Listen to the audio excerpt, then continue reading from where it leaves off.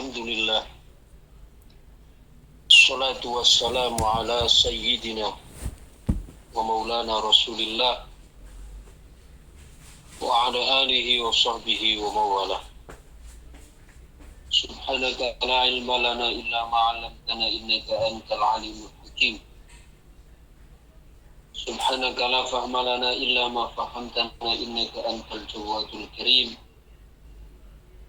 Rabbana iftah bainana wa baina qaumina bil haqqi wa anta khairul fatihin. Amma ba'du, alhamdulillah pada kesempatan pagi ini kita bisa kembali hadir bersama di dalam kajian mingguan kitab Al-Hikam karya agung dari Syekh Ahmad Ibn Athaillah Sakandari yang disyarah oleh Al-Imam Abdullah Asy-Syarqawi Syekhul Azhar Al-Asbaq. Bismillahirrahmanirrahim. Pada pertemuan Rabu yang lalu kita telah membahas hikam yang ke-103, yaitu qaul beliau al-arifu la yazulu tiraruh wa la yakunu ma'a ghairillahi qararuh. Jadi seorang arif itu seorang yang kenal Allah. Kalau dikatakan arif artinya orang yang mengenal Allah. Seorang arif, rasa butuh mereka kepada Allah itu tidak pernah hilang. Demikian juga mereka tidak menemukan tempat yang nyaman kecuali bersama Allah Subhanahu wa ta'ala. Jadi karakter seorang arif, karakter orang-orang yang mengenal Allah, atau karakter para kekasih Allah, itu adalah mereka yang pertama tidak pernah hilang rasa butuhnya terhadap Allah Subhanahu wa ta'ala. Walaupun dalam posisi kaya sekalipun, dalam posisi serba mapan, akan tetapi selalu rasa butuhnya terhadap Allah itu selalu hadir, selalu ada, selalu menyertainya. Wala yakunu ma'a ghairillahi qararu, dan tidak menjumpai tempat ternyaman kecuali bersama Allah. Jadi mereka nyamannya itu dengan Allah, dalam mengingatnya, dalam berzikir kepadanya, dalam tafakkur terhadap keagungannya. Karena kalau yang menjadi tempat nyamannya itu adalah dunia atau manusia atau makhluk, manusia, makhluk, dunia itu akan berubah. Ya. Dalam hitungan waktu akan berubah. Kita tidak memiliki jaminan orang yang cinta dengan kita hari ini akan tetap cinta nanti sore, besok pagi. Ya. Kita tidak punya jaminan ketika kita sekarang menaruh harapan dekat dengan seseorang, mencintai dengan seseorang, itu akan terus menjamin kita akan menjadi orang yang cinta, bahkan bisa berubah menjadi benci. Maka tempat ternyaman, ya, artinya seorang arif, karakter yang kedua, di samping mereka tidak pernah kehilangan rasa butuhnya dengan Allah, selanjutnya mereka tidak menemukan tempat ternyaman selain Allah. Tidak menemukan tempat ternyaman selain Allah. Jangan salah paham loh, sampean kok bilang tempat ternyaman, emang Allah itu tempat? Bukan begitu, ini bahasa kiasan. Ya, bukankah kalau kita misalnya nyaman dengan seseorang, orang yang selalu mengerti dengan keluh kesah kita, mengerti dengan perasaan kita, lalu kita mengatakan, engkau adalah tempatku ternyaman untuk meluahkan emosi, untuk meluahkan emosi perasaanku dan sebagainya. Pada orang pun kita katakan tempat ternyaman, artinya sebagai satu-satunya yang menjadi tempat kita mengadu, tempat kita curhat dan sebagainya. Jadi seorang arif itu tidak mendapati tempat ternyaman kecuali bersama Allah. artinya kebersamaan dengan Allah, ingat Allah, tafakkur dengan keagungan Allah. Itulah satu-satunya yang menjadikan mereka nyaman, atau dalam bahasa Malaysianya apa? Yang menjadikan seseorang itu merasa selesa. Baik, kita lanjutkan hikam yang ke-104. Qala radhiyallahu anhu. Ana radh-dhawahira bi anwari atharih wa anara as-sara'ira bi anwari awsafih. Li ajli dzalika afalat anwaruz zawahir wa lam ta'fal anwarul qulub was-sara'ir. Walidzalika qila inna syamsan nahari taghrubu bil laili wa syamsul qulubi laysat taghibu. Anara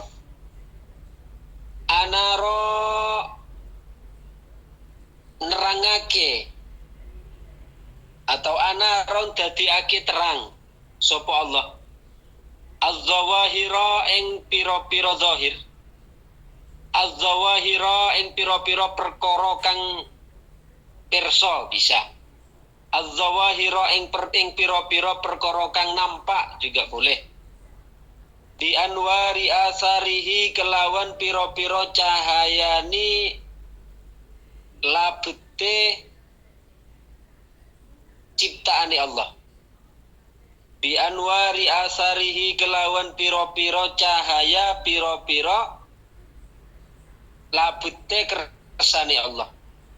Wa ana rolan nguripake atau wa ana rolan dadiake terang sapa Allah as-saraira ing pira-pira sir. As-sarair yakni jamak dari sir. As-saraira wa ana rolan nguripake atau wa ana rolan nerangake sapa Allah as-saraira ing pira-pira perkara kang samar bisa. Perkara yang tersembunyi, tidak nampak dengan mata. Bi anwari awsafihi kelawan pira-pira cahayani pira-pira sifati Allah. Li ajli dzalika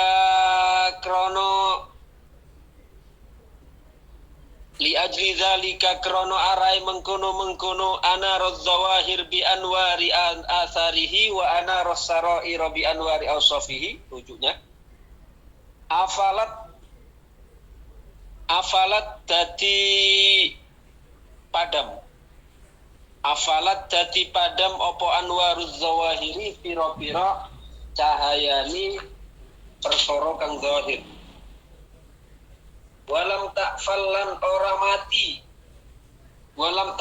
ora padam sama opo anwarul qulubi pira-pira cahayani ati. Opo anwarul qulubi pira-pira cahayani pira-pira ati. Al-qulub yakni jamak dari kolbun. Kalau kolbun itu hati, satu hati, sedangkan kalau qulubun itu banyak hati. Walam ta'fallan ora mati atau walam ta'fallan ora padam opo anwarul qulubi pira-pira cahayani pira-pira ati wasarairi lan cahayani pira-pira sir perkara kang samar. Walidzalika lan krana mengkono kelakuan kilatin ngendikaake inna syamsan nahari sak temene srengenge isuk. Inna syamsan nahari sak temene srengenge dina iku tagrubu surup apa syamsun nahar billaili kelawan tekane bengi. Wa syamsul qulubi lan srengenge ati iku laisat taghibu ora tau surup atau ora tau tenggelam apa syamsul qulub. Anaruz zawahira bi anwari asari. Allah menjadikan sesuatu yang zahir ini kan sesuatu yang nampak, sesuatu yang kelihatan. sesuatu yang dapat kita saksikan dengan bi'ainil mujarradah, dengan mata kepala. Allah menjadikan perkara yang zahir itu kelihatan, itu adalah dengan cahaya bi anwari asari, dengan cahaya ya bekas ciptaan Allah Subhanahu wa ta'ala.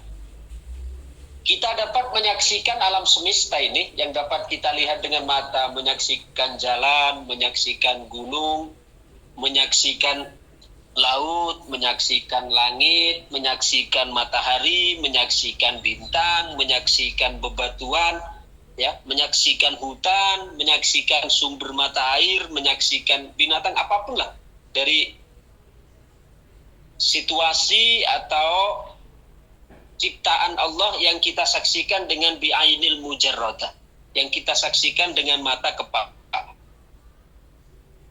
Kita nampak, melihat, menyaksikan ciptaan Allah. Kita nampak, menyaksikan alam semesta ini yang zahir, yang kelihatan dengan mata. Itu disebabkan Allah memberikan cahaya dari penciptaan, dari ciptaannya. Coba seandainya tidak ada, Allah tidak menciptakan gunung, tidak menciptakan langit, tidak menciptakan bumi, tidak menciptakan air, tidak menciptakan laut, ya, tidak menciptakan bukit-bukit dan sebagainya. Maka kita, mungkinkah kita untuk dapat melihat itu semua? Tidak bisa.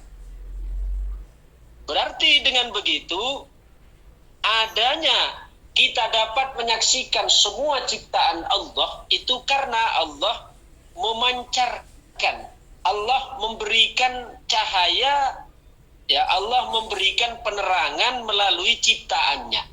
Maksudnya alam semesta ini adalah bekas. Asar itu kan, kalau secara bahasa asar itu kan apa, jejak kan? Asar, yakni jejak, bekas. Saya misalnya berjalan di pasir itu kan ada jejaknya. Nah, dalam bahasa Arab jejak itu disebut asar. Nah, alam semesta ini yang kita saksikan ini, langit, bumi, gunung, laut dan sebagainya, itu adalah jejak ciptaan Allah. Artinya bahwa adanya alam semesta tersebut merupakan jejak ciptaan Allah, dalam arti semua itu terjadi karena Allah menciptakan sebelumnya. Seandainya tidak diciptakan, maka tidak akan pernah kita untuk dapat melihatnya, menyaksikan, ya, menikmati keindahannya dan sebagainya. Jadi sesuatu yang zahir, alam yang zahir ini kita dapat menyaksikan, dapat memandang itu karena Allah Subhanahu wa ta'ala memancarkan, ya, dari alam ini Allah menjadikan itu dengan anwar athari, dengan bekas, dengan jejak asar, ya, di anwari asari, dengan cahaya jejak penciptaan Allah. Ya, seperti halnya saya sekarang menulis, maka tulisan yang saya goreskan, goresan huruf, goresan tinta yang saya goreskan di kertas, umpamanya saya menulis Bismillahirrahmanirrahim, saya menulis menggunakan pen di atas kertas, maka tulisan Bismillahirrahmanirrahim yang ada di atas kertas itu adalah asari, yakni itu adalah jejak tulisan saya, jejak, ya, karya saya. Nah, begitu juga alam semesta ini adalah jejak ciptaan Allah Subhanahu wa ta'ala. Seandainya saya tidak menuliskan, ya, tidak menuliskan Bismillah itu pada kertas, maka kertas tersebut tidak akan disebut sebagai jejak tulisan saya. Tulisan itu maknanya kan karya. Ya. Demikian juga alam semesta ini Allah ciptakan, itu berarti semua yang ada di dalam semesta merupakan jejak ciptaan Allah Subhanahu wa ta'ala. Jadi Allah menampakkan sesuatu atau alam semesta ini yang zahir itu dengan cahaya bi anwari asari, dengan cahaya jejaknya, yaitu jejak penciptaan Allah Subhanahu wa ta'ala. Karena alam semesta itu menunjukkan terhadap penciptanya. Wa ana rassarair. Nah, kalau tadi Kita dapat menyaksikan sesuatu yang zahir itu dengan cahaya bekas penciptaannya, sedangkan wa anaros saraira, dan Allah menerangi as-sarair. Sarair yakni sesuatu yang tersembunyi. Ya, sesuatu yang kalau zahir itu sesuatu yang nampak oleh mata kepala. Kalau sarair sesuatu yang tersembunyi dari dalam hati kita.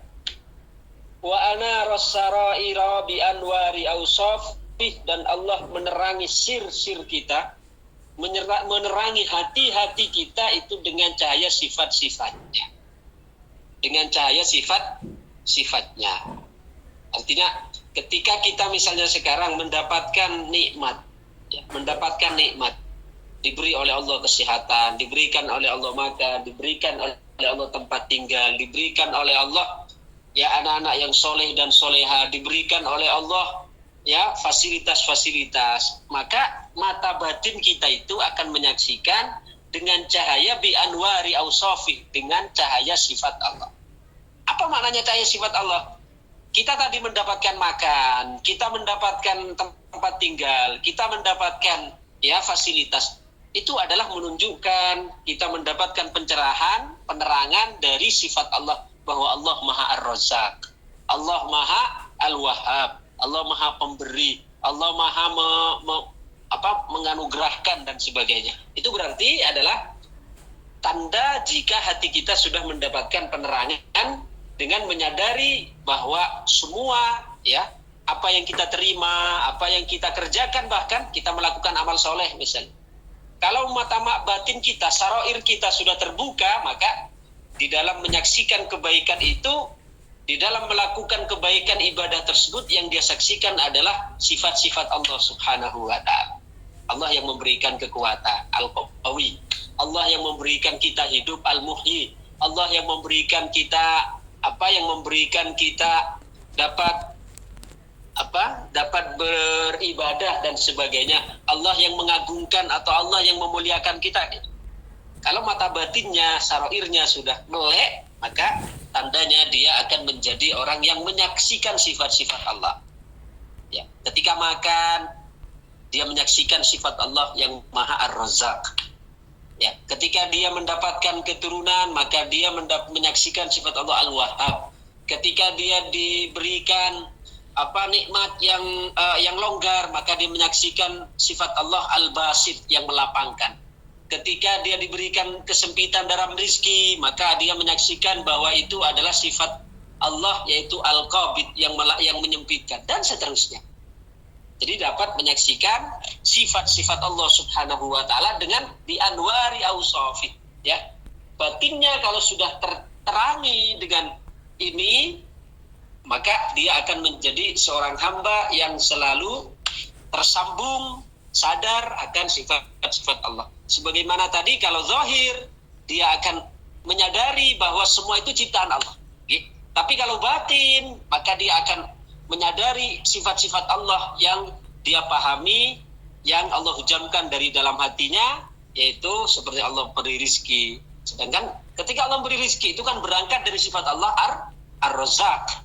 Ketika Allah kita menyaksikan ciptaannya, maka kalau kita mata batinnya sudah melek, kita akan menyaksikan sifat Allah, yaitu Al-Khaliq, ya, Al-Musawwir, yang maha membentuk, dan sebagainya dan sebagainya. Ketika kita disakiti orang, mampu bersabar, maka jika mata batin kita melek, maka kita akan menyaksikan itu di dalam hati sifat Allah, yaitu sifat As-Sabur. Ketika diberi nikmat, kita bersyukur, maka kita akan menyaksikan bahwa syukur itu dari sifat Allah, yaitu As-Syakur, dan seterusnya. Li'ajli dzalika afalat anwaruz zawahir. Karena itulah cahaya-cahaya zahir itu menjadi terpendam, menjadi terpadam. Dalam arti ketika kita sudah tenggelam, sudah mulai merasakan meleknya mata batin, maka yang anwaruz zawahir itu perlahan-lahan akan menjadi redup. Karena ketika seorang sekarang, apa yang cahaya zahir tadi? Kita menyaksikan sebagai zahir, perkara yang zahir itu sebagai bekas ciptaannya kan. Nah, kalau sekarang sudah cahaya batinnya yang sudah menang, cahaya batinnya yang sudah terang, yaitu menyaksikan sifat-sifat Allah Subhanahu wa Ta'ala, maka anwaruz zawahir itu perlahan-lahan akan tertindih oleh sifat-sifat kesaksian terhadap sifat-sifat Allah. Kesaksian terhadap sifat-sifat Allah. Nah, ibaratnya begini. Kalau saya melihat di pantai misalnya, di pantai itu saya melihat ada jejaknya kura-kura. Ada jejaknya kura-kura. Biasanya di tempat saya ini kalau musim penghujan sudah ombak mulai besar, ya. Itu orang-orang pantai yang sudah ahli, tapi tidak semua orang itu. Ketika paginya kan malamnya air pasang dengan ombaknya. Maka di pagi harinya orang-orang itu, ya orang-orang tua biasanya yang sudah punya pengalaman, dia akan tahu jejaknya kura-kura, penyu-penyu, ya. Lalu dia ikuti jejaknya itu. Karena ketika malam hari air pasang, maka dia kura-kura atau penyu itu ke pantai, ya. Dan di situ dia bertelur sambil mengeruk pantai, ya. Biasanya dia agak ke pinggir tempat bertelurnya itu, ya, agak ke pinggir, biasanya di bawah pohon pandan dan sebagainya. Yang di situ adalah area pasir, bukan di tempat airnya enggak, tapi sudah di agak ke pinggir, ya, biasanya di bawah pohon-pohon itu di pantai. Nah, penyu itu ketika malam harinya dia ketika akan bertelur maka akan datang ke pantai dan dia akan menggali lubang dan bertelur di situ. Kalau telurnya itu Masya Allah banyak sekali, ya. Ada yang sampai 300, 500. Setelah itu maka ditutupi, kemudian ya kembali seperti halnya tidak ada bekas urukan di situ. Nah, tapi orang-orang yang ahli itu tahu kalau dari pantai itu ada jejaknya penyu itu.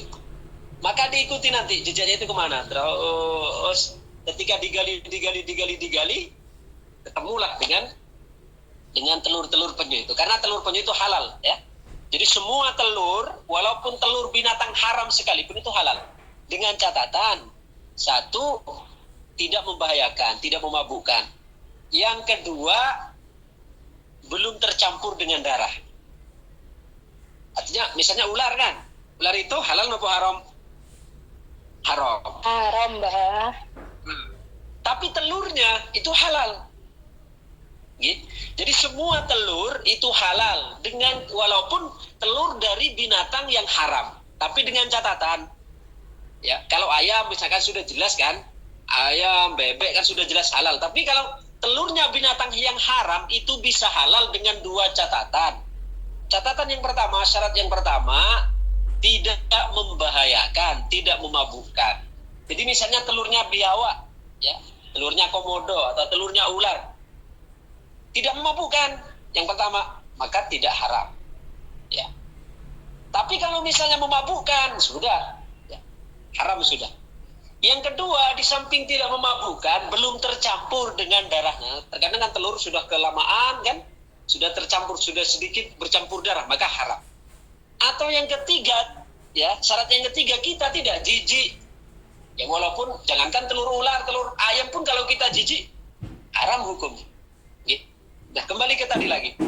Jadi orang yang tahu itu, maka dia akan ikuti jejak dari penyu tersebut, sehingga ketemulah di pinggir pantai itu, di bawah pohon, biasanya di situ dia menimbun telur-telurnya. Bahkan terkadang ada yang, ya, ketika ada orang-orang yang lebih ekstrim lagi, ketika malam hari itu mereka ke pantai, ya, ketika ada kura-kura, ya, ada penyu itu berhenti di pantai, kemudian naik, ketemu jejaknya, lalu kemudian diikuti dan ketemulah di situ dengan kura-kuranya. Dia bertelur bahkan diwadai dengan piring, dengan nampan, dengan bak dan sebagainya. Dia tidak lari kalau sudah kadung bertelur begitu. Nah, artinya penggambarannya, kalau orang yang masih melihat jejaknya, mana lebih kuat sekarang? Ketika melihat jejaknya, atau ketika bertemu langsung dengan kura-kuranya. Nah, tentu lebih kuat sudah bertemu kura-kuranya. Nah, ibaratnya begitu. Ketika kita menyaksikan zahir dari alam ini, maka kita ibaratkan baru menyaksikan jejak itu. Ya. Tapi ketika selanjutnya mata batin kita sudah kadung, sudah bersih, maka yang disaksikan bukan lagi jejaknya, tapi sifatnya. Sifat Allah yang pencipta, sifat Allah yang pemberi rezeki, sifat Allah yang pengasih penyayang, sifat Allah yang seperti itu. Sehingga yang jejak zahir itu tadi, ya, dengan kita melihat sifatnya akan tenggelam di situ. Dalam arti, coba ketika sekarang kita menyaksikan kura-kura yang sudah bertelur, sifat-sifat kura-kura itu, maka kita sekarang tidak betul lagi terhadap jejak itu. Karena apa? Sudah sampai kepada sifat dari kura-kura tersebut. Nah, maka di sini dikatakan wali ajli dzalika afalat anwaruz zawahir. Karena itulah ya cahaya zahir itu menjadi tenggelam. Artinya pada saat menyaksikan mata batin ini sudah menyaksikan sifat-sifat Allah, maka ya penyaksian terhadap yang zahir sekalipun itu sudah tenggelam di dalam penyaksian dari sifat-sifat Allah tersebut. Ketika kita mendapatkan rizki misalnya, langsung menyaksikan sifat Allah yang Razzaq, Maha Pemberi. Kita sakit misalnya, ya, menyaksikan sifat Allah yang memberi sakit. Menyaksikan ketika kita diberikan kelulusan, diberikan kejayaan, maka kita menyaksikan sifat Allah Ar-Rafi, ya, yang memuliakan, yang meninggikan dan seterusnya. Walidzalika oleh sebab itu dikatakan inna syamsan nahari taghrubu bil laili wa syamsul qulubi laysat taghibu. Sesungguhnya cahaya atau sesungguhnya mentari siang itu tenggelam dengan datangnya malam.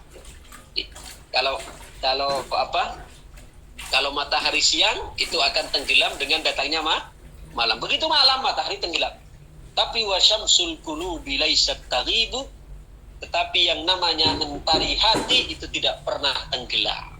Selalu bercahaya, selalu menyala, selalu terang, selalu memancar. Ya. Kalau mentari zahir itu mungkin, ya, dia akan tenggelam ketika datang malam. Tapi kalau mentari hati itu tidak akan pernah tenggelam selama-lamanya. Ibaratnya tadi, ibaratnya apa? Ibaratnya jejak. Ibaratnya jejak, kita misalnya berjalan di pasir, di pantai misalnya. Maka kalau hanya jejak tersebut, mungkin saja dengan cepatnya akan hilang disapu lagi oleh air laut, atau bahkan tertutup oleh bekas orang yang datang setelahnya, ya, akan mudah sekali hilang. Tapi yang pemilik jejak itu, ya, dia tetap ada. Itulah gambarannya. Jadi kalau matahari zahir itu mungkin, ya, ketika dia datang malam maka akan tenggelam. Tapi yang namanya mentari hati, mentari batin yang selalu menerangi hati itu tidak pernah tenggelam. Artinya orang-orang yang menyaksikan, yang mata hatinya sudah menyaksikan sifat-sifat Allah, itu kan sudah tercahayai oleh sifat-sifat Allah Subhanahu wa taala, maka hatinya akan terus terang terus. Kok jadi promosi listrik ini saya gitu. Apa Philip atau apa itu yang terang terus. Ya. Artinya mentari hati yang menerangi batin kita, yang menerangi hati kita terus nyala, tidak pernah redup. Sedangkan kalau mentari zahir, ada bendung saja, maka sudah tertutupi. Kemudian sore ketika maghrib, maka dia tenggelam. Tapi kalau mentari hati, begitu hati ini menyala, ya, dengan menyaksikan sifat-sifat Allah Subhanahu wa taala, maka selalu akan menyala dan terus menyala semakin terang hingga hati kita semakin pacong, ya, semakin terang, semakin lapang, semakin mudah jadi hamba yang bersyukur, semakin mudah semakin mudah menjadi hamba yang sabar. Ini ada pertanyaan dulu nih di chat, ini ada Bu Suci. Ini terkait telur tadi. Assalamualaikum warahmatullahi wabarakatuh. Abah tadi menjelaskan bahwasanya telur itu halal, nggih. Semua telur itu halal, nggih. Walaupun telur tersebut berasal dari binatang yang haram sekalipun dengan 3 catatan tadi. Pertama, tidak memabukkan kalau yang dari binatang haram, nggih. Yang kedua, tidak bercampur dengan darah. Yang ketiga, tidak jijik. Tapi apakah ini pertanyaannya? Pertanyaannya, apakah halal juga telur yang masih di dalam perut ayam yang disembelih tanpa bismillah? Ayam yang disembelih tanpa bismillah.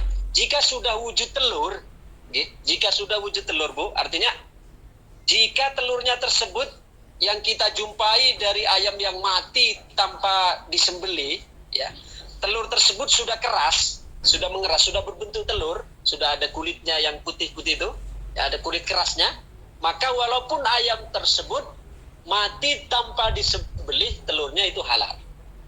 Telurnya itu halal. Tapi kalau telurnya itu belum memiliki kulit keras, ya, masih kan ada kan telur yang masih lembut kan di dalam. Biasanya kalau kita nyembelih ayam itu, ayam yang merah-merah lembut itu seperti pentol, gitu. Seperti pentol lembut-lembut, dia masih lunak. Maka jika misalnya ada ayam disembelih lalu dibedah, telurnya itu masih lunak seperti itu, maka hukumnya itu haram. Kenapa? Karena itu belum lagi dihukumi telur secara murni. Gitu. Tapi kalau misalnya ada ayam mati, kemudian dibedah, ternyata telur di dalamnya sudah mengeras, sudah ada kulit putih luarnya yang keras itu, maka halal hukumnya untuk dimakan. Karena apa?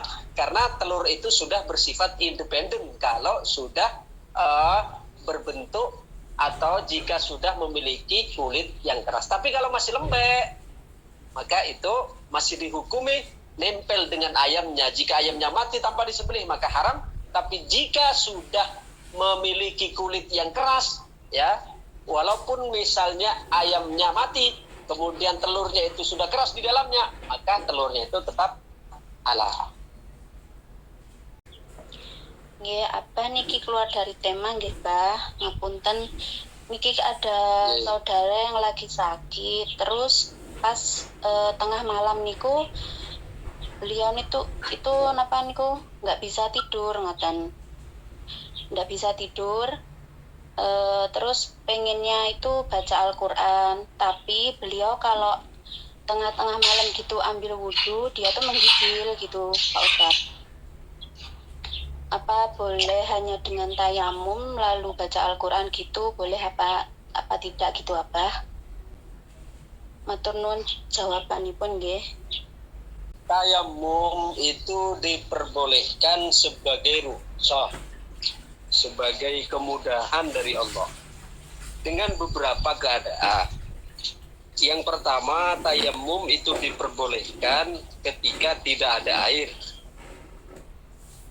untuk sholat, untuk ngaji, untuk tawaf dan sebagainya. Kalau tidak ada air, maka kita boleh untuk bertayamum.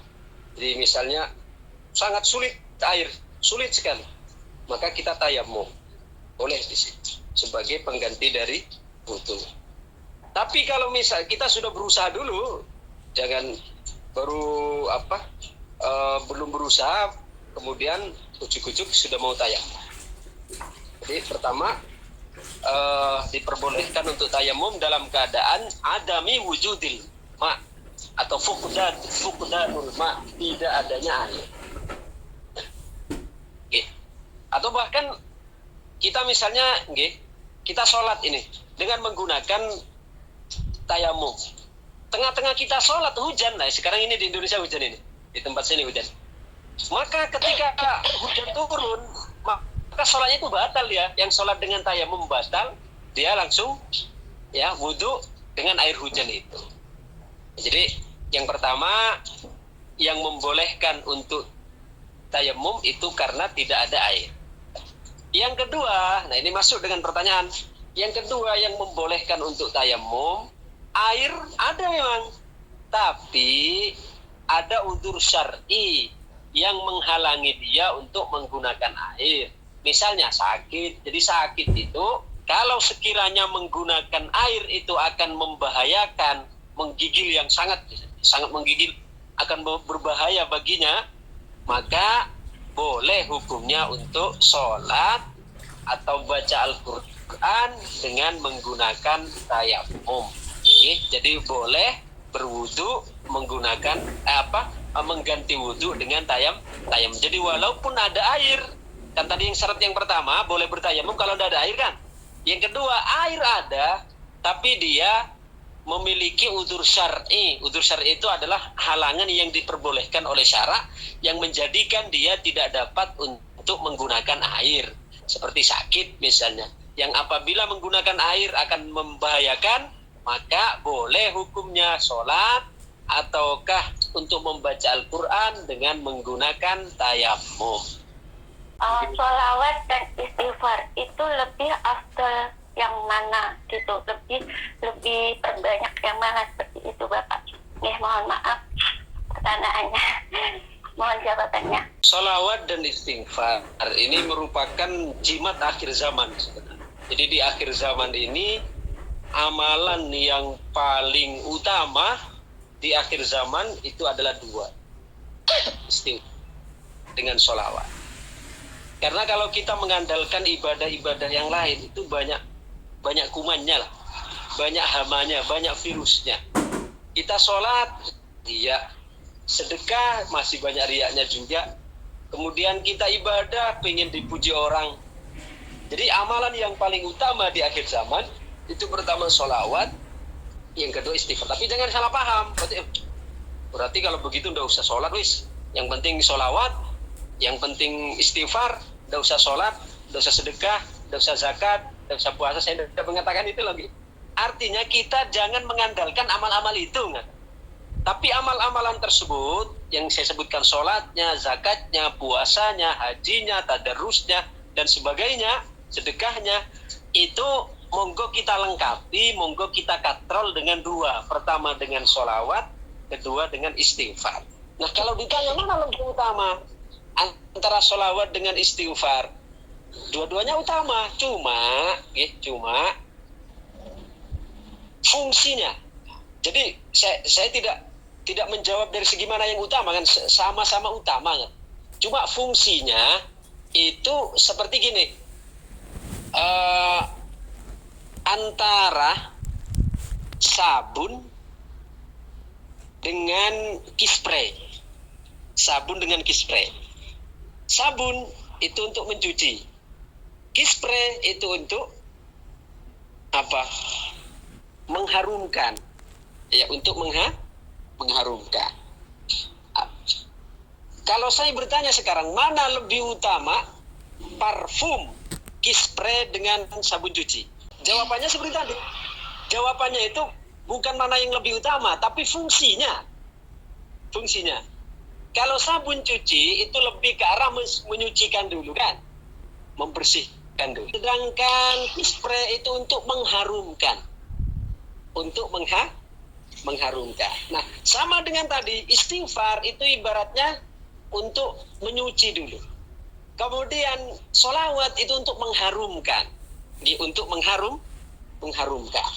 Sekarang kalau kita misalnya baju kotor, masa disetrika dulu, disemprot, diberi parfum dulu, atau dicuci dulu? Cuci dulu, dicuci dulu, kemudian setelah itu ya dilengkapi dengan dijemur, dikispray, disetrika, lengkap prosesnya.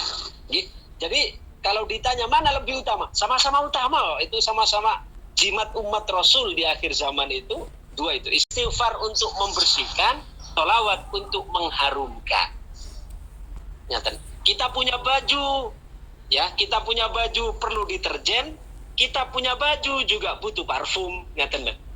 Parfum itu ibarat sholawat, deterjen itu ibarat apa? Ibaratnya istighfar. Jadi jangan dibandingkan, sama-sama utama, cuma fungsinya letak pada fungsinya. Kalau utamanya sama-sama utama, kita sama-sama lakukan istighfar perbanyak, sholawat juga perbanyak. Nggih, ojo dibandingke nggih. Apa niku istighfar niku dalam waktu apapun boleh nggih?